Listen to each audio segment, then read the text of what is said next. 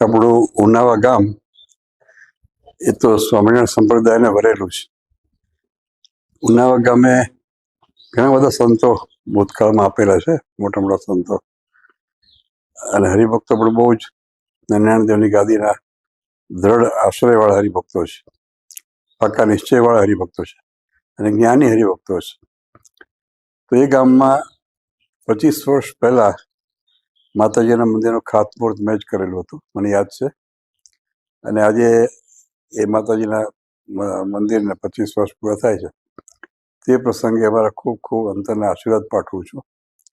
સ્વામિનારાયણ સંપ્રદાયમાં સર્વધર્મ ને આદર એ પરાકાષ્ઠાએ છે. ભગવાન સ્વામિનારાયણ બધા દેવદેવીઓનો આદર કર્યો છે, બધાને રિસ્પેક્ટ આપે છે. અને શિક્ષાપત્રીમાં પણ આજ્ઞા છે, વિષ્ણુ, શિવ, ગણપતિ, પાર્વતી અને સૂર્ય, આ 5 દેવોને પૂજ્યપણે કરીને માનવા.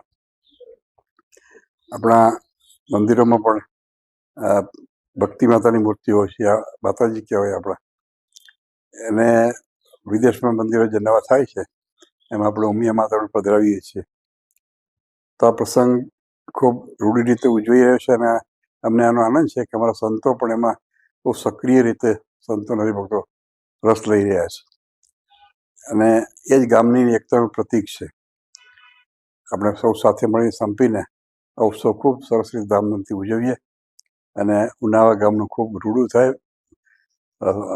સર્વાવતારી ભગવાન સ્વામિનારાયણ પ્રાર્થના, ઉનાવા ઉપર જે એમનો રાજીપો છે એ અખંડ વરસતો રહે.